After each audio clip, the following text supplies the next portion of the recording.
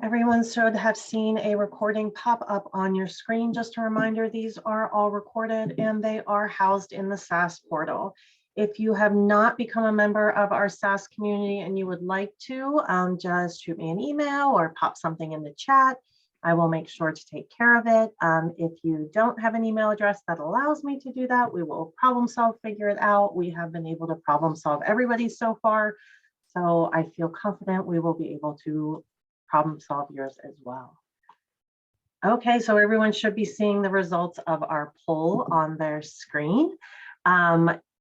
Still some overwhelmed, a lot of 41% happy today. So I'm glad that we do have a little higher happiness than we have in the past. It has been a very overwhelming year. And most of you would rather fight a single reindeer-sized duck than an army of duck-sized reindeers. So that is lovely. Reindeers can be very aggressive. So I would have chosen the exact same thing.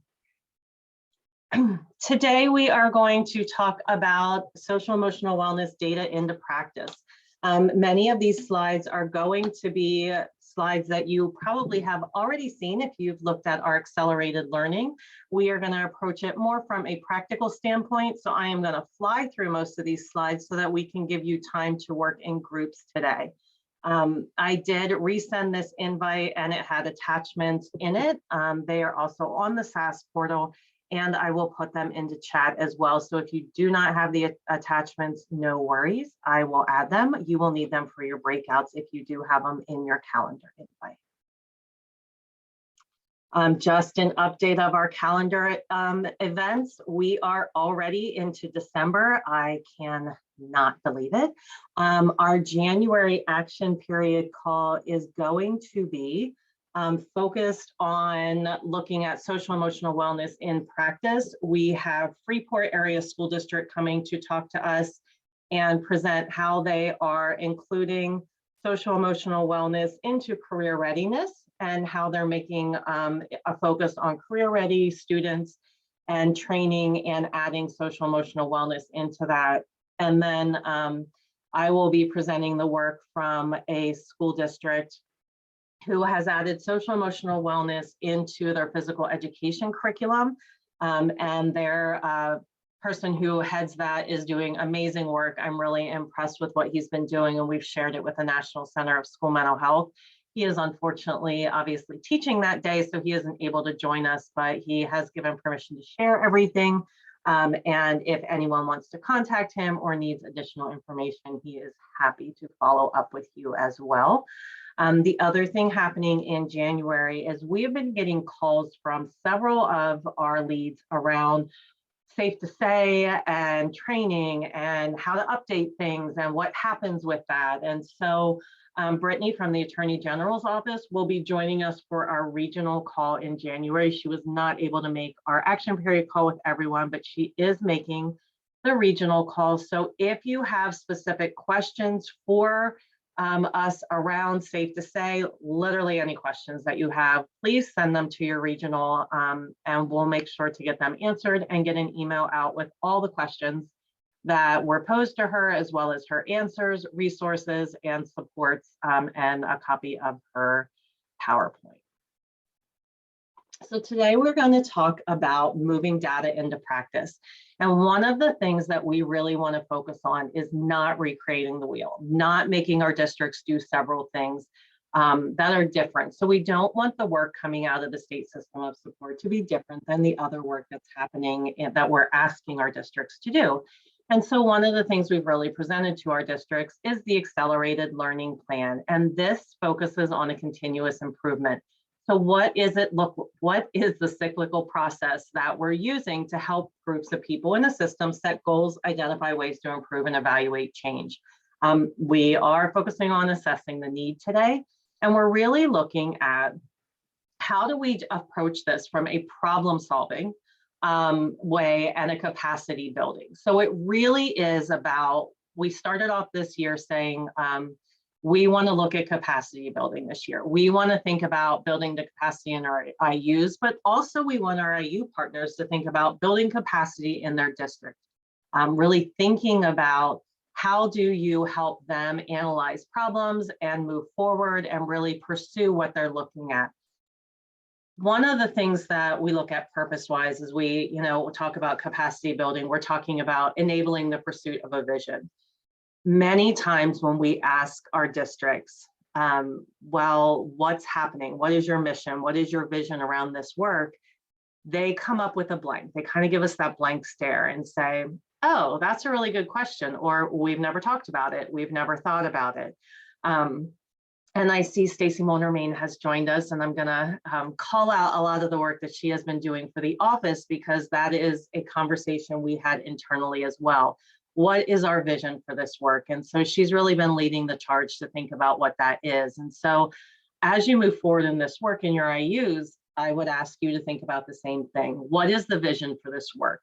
What is it going to look like? How do you know you have reached success? And what does it look like as you're building capacity for schools? And today we want to think about really looking at the vision of helping our schools help our students, help our staff. And we want to look at that from a data-driven mindset. So we've talked about data. You guys are probably sick and tired of us talking about data, but we want to think about data from a multiple measures point of view. And so sometimes we have conversations and we hear, we need mental health supports, we need social emotional wellness, we need you to come in and do work around equity. And when we start asking specific questions about what does that look like? What are your concerns? What are you seeing? We hear things that have happened, like major incidences. So it's like one big incident, and that absolutely can drive what we're doing and be important. But sometimes we focus so much on those major incidences and not on all the little things that are leading to that we're constantly putting out these huge fires. And so when we think about data, I want you to think about doing things such as the equity audits, doing things such as a shape assessment, looking at the data we're going to talk about today, looking at all the different parts of data to think about as we're moving forward with a vision, as we're moving forward to making change and we're looking at an action plan. We don't always want it to be on that major incident that happened. We want it to be on all those little things that are fueling the major incidences that have happened. Kind of thinking about it as if we continue to put out fires, but we're leaving the gasoline all over the floor, we're never going to get anywhere. So we have to think about the underlying aspects of what is leading to the concerns that we're seeing that's really affecting our learning environments. And so when we think about that, we want to use data to inform our decisions, obviously. And we want to think about, are we using stakeholder engagement? Are we thinking about, are we getting voices from the community? Are families involved in decision makings? Are educators involved in the decision makings?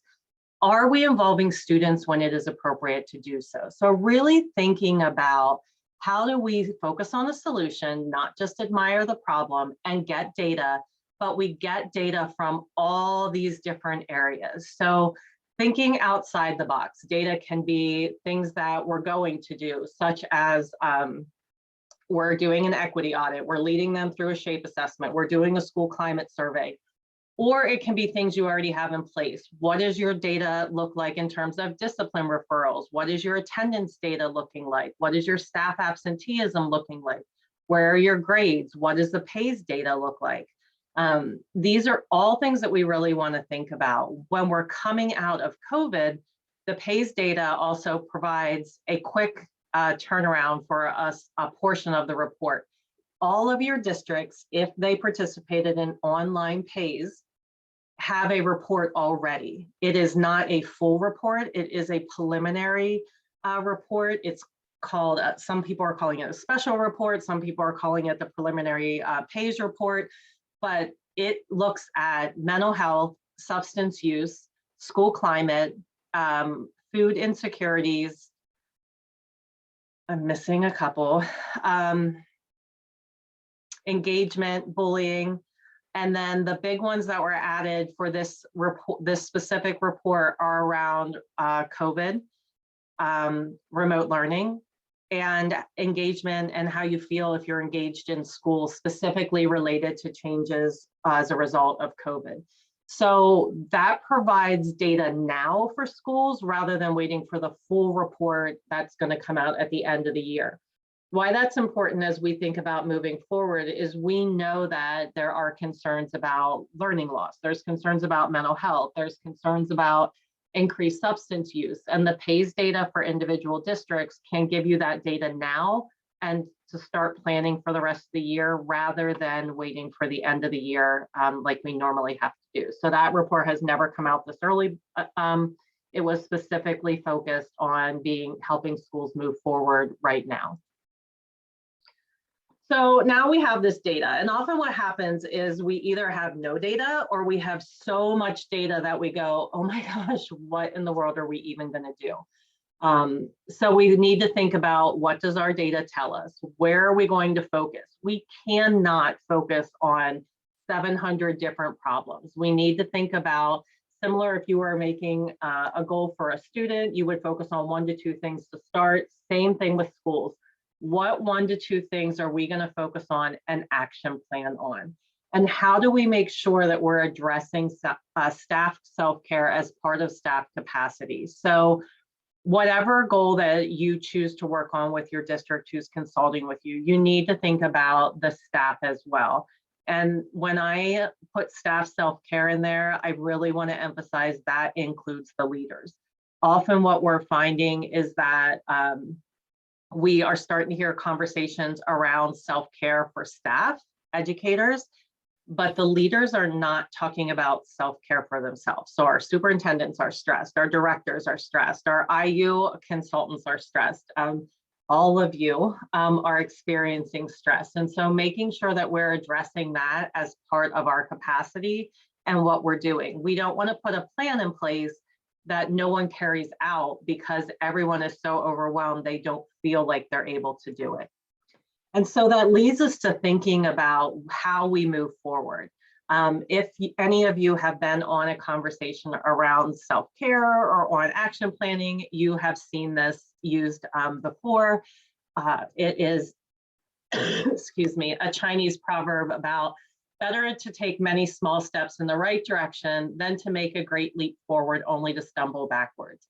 We are thinking baby steps. What baby steps can we take to make sustainable change in the future? That is important because of staff capacity, but it's also important because when you think about implementation of any type of program, any sustainable implementation, it is based on implementation science that starts small and then builds forward. This also reduces staff kind of doing the one more thing. I can't do one more thing. You're asking me to do too much. We want to be able to build that in. It increases our staff buy-in and ultimately increases our chances for having success with the project we're engaged in. So when we do that, we think about data, we want to use data in a meaningful manner. And when we're thinking about data in a meaningful manner, we're looking at, where are we? What is our current state of the problem? What factors contribute to that problem? And then figure out, what are we trying to solve? So we move into that problem statement.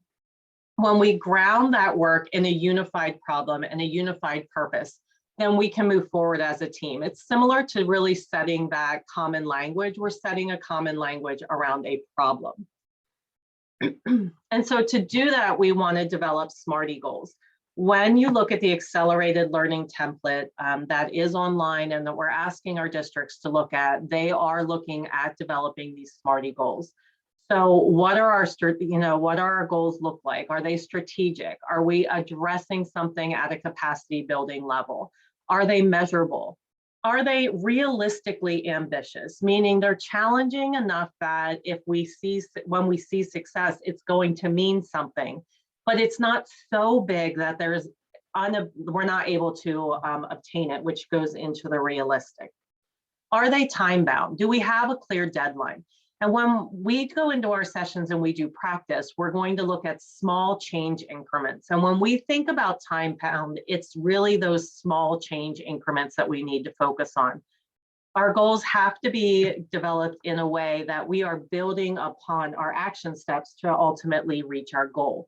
We don't want to set a goal that ends in a year and we find out 11 months into it that we are nowhere near where we need to be, and it has been unrealistic. When we're setting baby steps towards it and really looking at those individual action steps, then we're able to meet our goals in the appropriate time.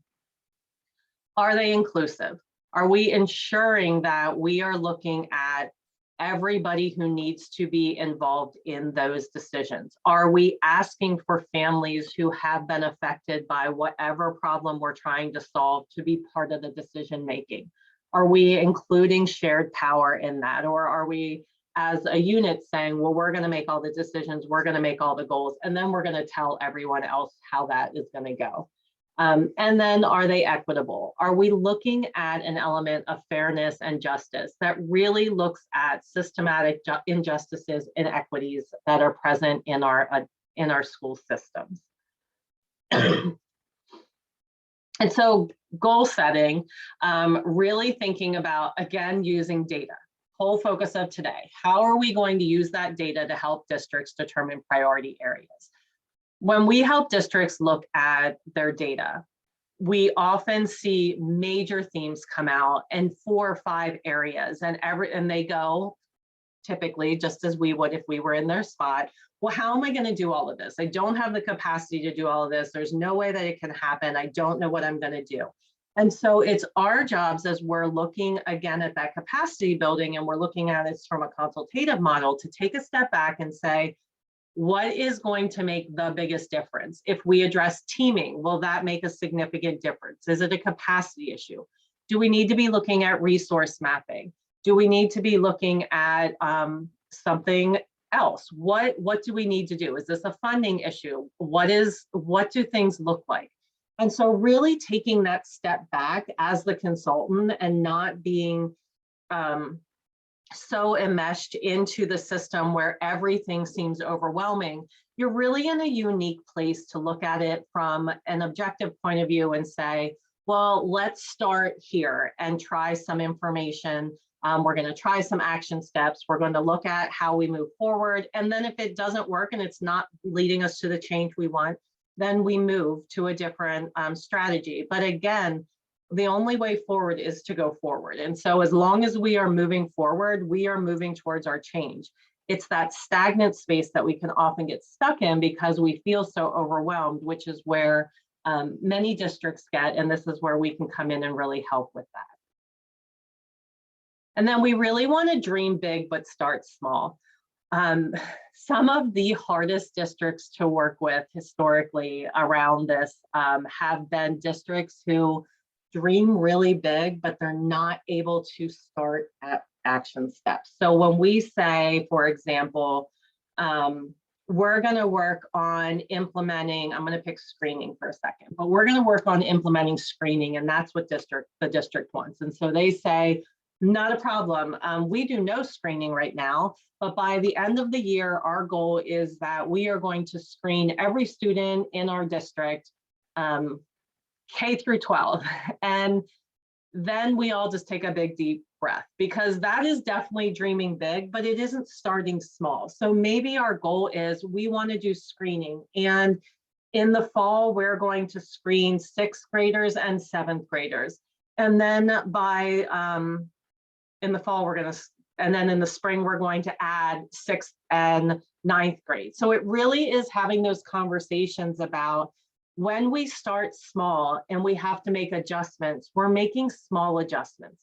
When we dream big and start really big, our adjustments that we make are huge, and they often lead to us feeling very defeated and like we're not making any gains. So it really is focusing on what are the tiny steps that we need to do in order to meet our goals. And so when we think about action step planning, we want to think about what are day-to-day activities, practices, or processes that we can predict are going to either directly or indirectly help districts meet their goals. So for example, if a district is really looking towards starting MTSS, for example, but right now they have teams that meet, and everybody who will be on their MTSS teams are already in 4 different meetings throughout the week and have no more time in their schedule. An action step might be to start with teaming, not to start with MTSS, because we want to think about, okay, what are the individuals doing? What meetings do you already have taking place? What are the goals of those meetings? What do individuals serve purpose-wise on those teams? Do we need all of those teams? That is an indirect way that will help them reach their MTSS goal, because we're looking at freeing up capacity to build teams. Once we address the teaming part of it, restructuring teams, now we have the ability to directly make MTSS teams, because we have staff who has the ability to sit in a meeting, whereas before they were completely booked. It's really thinking about, what does our step look like in terms of, are you using staff effectively? Are you improving what's happening during your school day? And are you ultimately changing the learning environment? Because that is our goal. So that, again, can look at consistency. It can look at time management, whatever it is that that district needs. And so we want to, when we break out into our groups, we want to keep these in mind. We want a start date and a completion date for our action steps. When I ask for start dates and completion dates and say start small, I'm thinking super small, like it takes 1 day to 1 week to complete. That's small. So action steps should be quick, easy, and short, because that allows us to assess them and then make changes to build on them. You need a lead person for when you're planning. So who is that going to be? And it does not always need to be the principal or the counselor. It can be anyone who it makes sense for in that district. And you want to think about what materials, resources, and supports are needed for your action step. That's really important, because you may find that the resources you need for the action step, you don't have. And so then it is okay, we're going to pause on this action step, and we need an action step before this one, so that we make sure we have addressed the resource problem prior to moving into an action step. Some of our action steps will require professional development. So you'll see on the template for accelerated learning that there is a professional development plan if needed.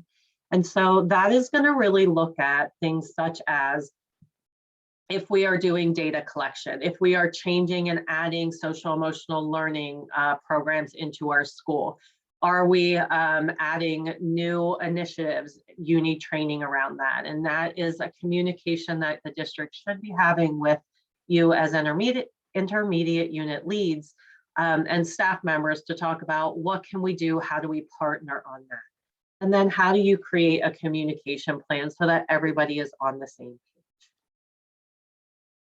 So we definitely want to make sure that we're not just developing plans to make plans. This is not an exercise with districts to make us all insane.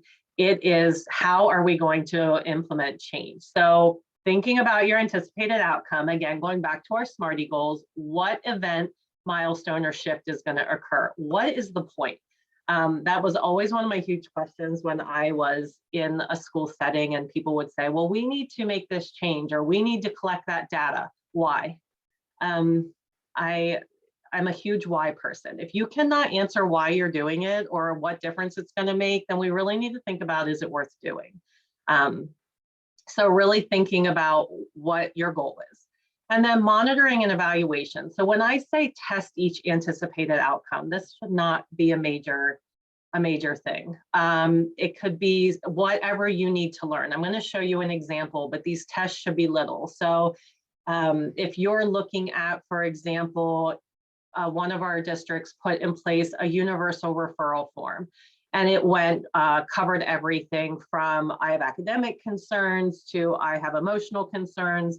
And then they trialed that form. They trialed it with 3 teachers to start. When they trialed it, their outcome was that students who needed referrals would get referred, because the form wasn't so overwhelming that teachers did not want to do it. Their test was saying to the teachers, was this overwhelming? Is it too much? What do we need to take out? That was their test. It was a simple, did it actually do what we wanted it to do? It was asking a question. And then you want to think about, okay, Now my act is, are part of our plan, do, study, act. We wanna decide, did this work? If it didn't work, is it something we can adapt? Or should we just ditch it all together and start from scratch? Like it just absolutely didn't go the way we wanted. And it's okay to say that. We learned something new, we won't do that again, and we're gonna abandon it and we're gonna try something new. Or did it work really well and we're gonna adopt it moving forward and then build on it into another action step. And so when we're thinking about action steps, we're either going to do one or the other of these during today's call. So you have your choice when I randomly break you into groups. So the accelerated learning template does not look like that. It looks like this. So for the accelerated learning template, I'm giving you the entire thing, but you will not be completing the entire thing. You'll have specific parts to look at, but looking at your overall goal, and then creating a plan. So what is your plan going to be, and really thinking about action steps. So what is your action steps? What is the material? What is the person? And what is your implementation timeline? Again, thinking when you're practicing this, this is just a practice step of making sure that you are looking at small implementation timelines and what your anticipated milestone is. For the plan, do, study, act cycles, that form looks like this. And this is a completed example. So again, the test date and the test completion date was 2 days long. They are small. Thinking about what change do you want to do. For this one, they looked at consistency and tracking student progress to improve their ability to make data-driven decisions. And then what question do you want to answer? Again, these are model ones, so they do not have to be this elaborate. Your question literally can be, can you use progress monitoring that tracks the outcome? And then briefly describe the test. This is the action step on the template. So if you use the PDSA, they call it a test. If you use the accelerated learning, it's an action plan. And then what do you predict would happen? If this works, what's going to happen? That's your expected outcome. And then again, your materials that you need to happen.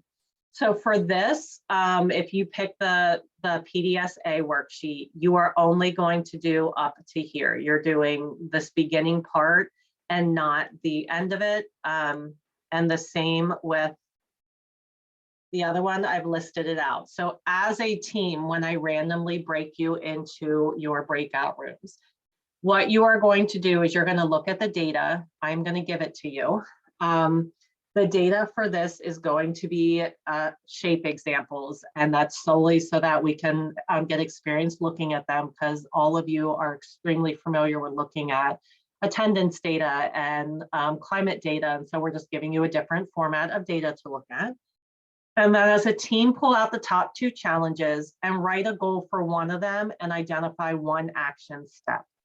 So when you do that, you either want to complete an accelerated learning, again, just the challenges, goal, and one action item, or the plan section of the PDSA.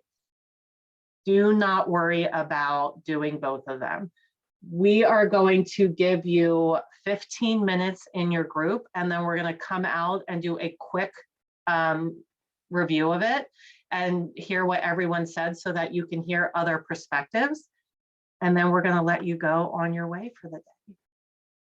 Are there questions before I send you into breakout rooms?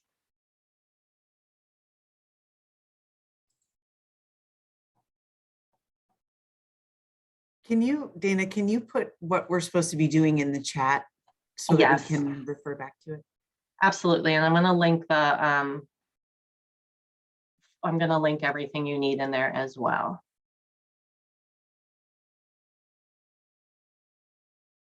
Any other questions?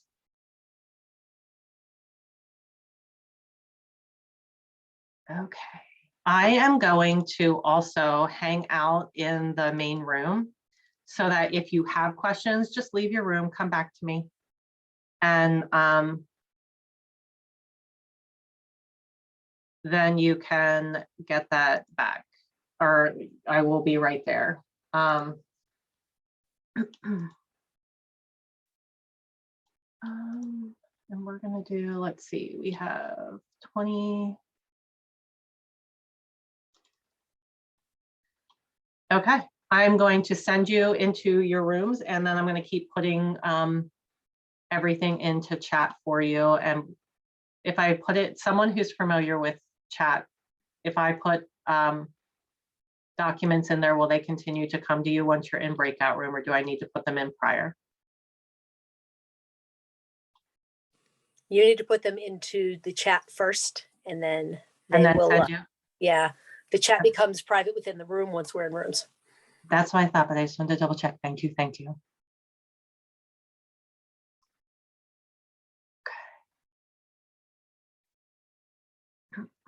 And then the template for accelerated learning is too big for me to put in there. So I'm going to just put it, you'll have to go out to it in your, I'm going to put the link in for the accelerated learning.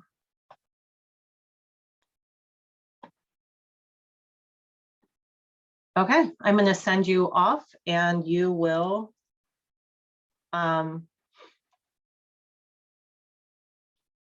be off in a second. You'll have 15 minutes. And then again, I will be hanging out. If you do not, or if you have questions, just let me know.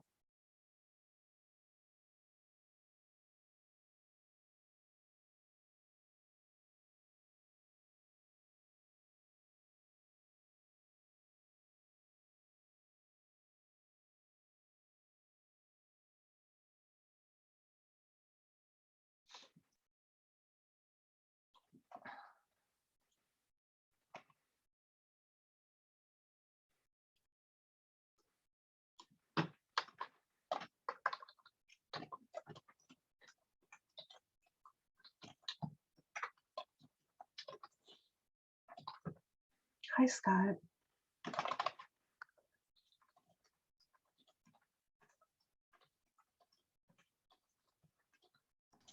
Hey, Dana. Sorry. A little bit of a grant debacle. No, you're fine. It is just, it's like trying to move mountains to get these out the door. I was just on the phone with Sherry. I was like, I got to get a better hold on these for next year. It's just a process that, again, nothing real crazy, but it's one of those things that wasn't like way up there on the priority list the last year and a half, but that's got to be one now moving forward. Just, to gain a better, like, I understand how they work, but I need to really understand how they work. Well, Revamp so it with that, like, this year was your learning time, and then now you're able to move it forward next year. Yeah, no doubt. Here, I'll make you laugh because you'll appreciate this. I gotta pop my background off. I'm so mad I wasn't able to do this with my background. I like your background. Yeah, but I wanted to, I have to show you. Hold on. I wanted to have Hey, Dana. ears today. Hey, Dana, could you give us privileges to share our screen within the chat room? Oh my goodness, of course I can. Thank you. How do, right. Wait, Ron, tell me how to do that, because okay, hopefully good. Okay. All right. Let me know if it didn't work. All right. Do I need to send you back, or you're good? Nope, he can go back. I like your ears. Thanks. So I was like, okay, I'm gonna, but then I put them on, you can't see them with the background. So I was like, all right, well. You missed our poll question of the day, though. What was that? Our poll question was, would you rather fight a single reindeer-sized duck or fight an army of duck-sized reindeer? 77% of our team felt that they would rather fight a single reindeer-sized duck. Reindeer size. Yeah, I think I'm with that one. Yeah, because reindeer can be very vicious. So I don't care if they're small or not. I was just going to say, I've seen video of reindeer attacking people. So. Hi, Regina. I'm going to pop you into a room.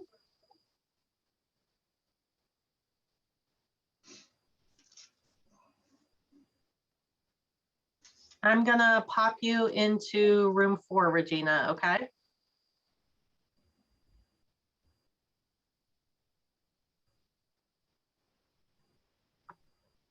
Did you get an invite to go into room?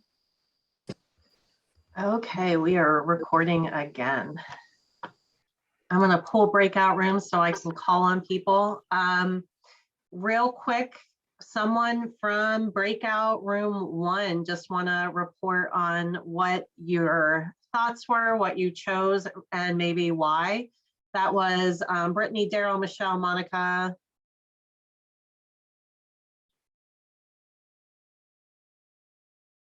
I think everybody's still popping on here. Either that or my computer's really a slug, which could be. Can you hear me okay? I can hear you. Okay. We just kind of were getting into the meat of it. I think we had looked at with shape example 1, and we started to talk about just trying to ascertain whether or not they had anything in place to really gather data in terms of impacting students, and what kind of language was even being used to talk about how you are approaching the different problems. So we didn't get quite make it to the goal statement. We were just kind of processing the data, I think, and just seeing that impact was an area that they needed to really focus on within the school system. And then just trying to think about, well, what would that impact? What is that really saying? Like, do they have a data tool in place, or is it even, do they have anything in place for students where they're using some common language in supporting students? Thank you, Michelle. What about room 2? Christine, David, Jen, Peter, and Susan.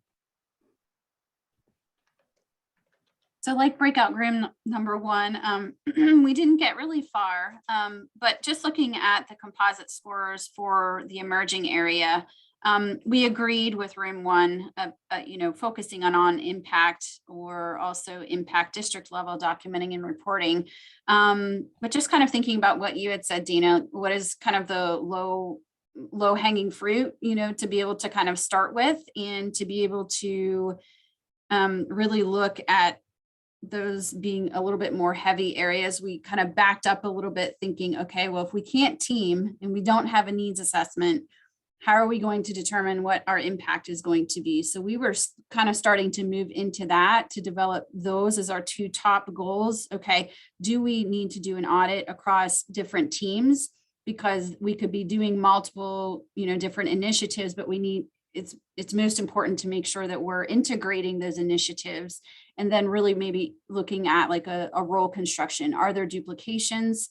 Is there work kind of being done over here, but this team isn't talking with this team? So that's really where we kind of left it. We started with that teaming piece, but our second goal was to focus on establishing a needs assessment and really looking at resource mapping. So human capital, so forth, to be able to do that work. Thank you. What about room 3? Annie, Ron, Celeste, and Stacy. We also talked about the same teaming for the shape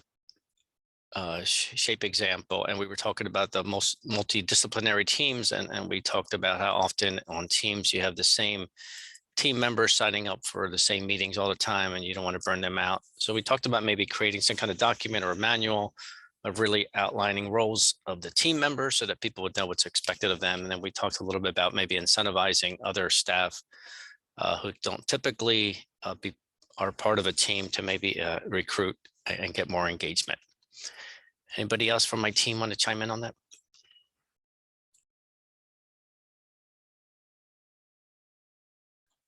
Okay, and then room 4 was Dina, Jessica, Mike, Regina, and Ty.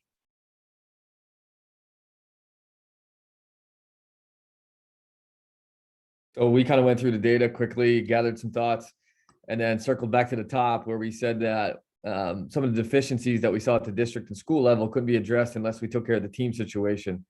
So a lot of our conversation shaped around creating a goal that was measurable in terms of time, So looking at the dates, we felt that by the end of the third marking period, we wanted to have interdisciplinary teams in place. That also accounted for family engagement because we noticed that was low. And then we started to talk about how we could shape that into existing teams, kind of what Ron was just talking about. We recognized the capacity issues in some buildings. So could we utilize the SAP team potentially, or members of the SAP team as part of these efforts? Thank you. Team room 5, Brett, Christina, Hannah, and Lori.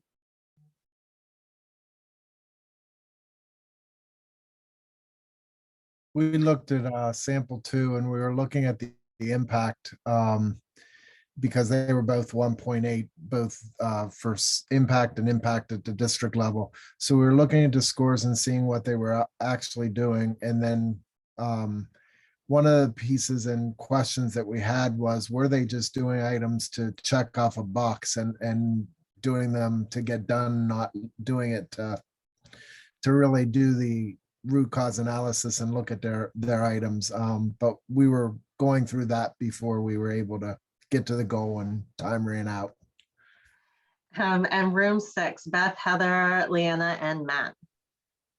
Hi, everybody. So we looked at shape example number 2 as well. And one of the components we looked at was related to services and supports. And we found, interestingly, within that component that in the areas where they were doing well, they seemed to be doing fairly well, but where they were struggling mightily. So we thought that was kind of interesting and fun, and fun with data, fun to dig into.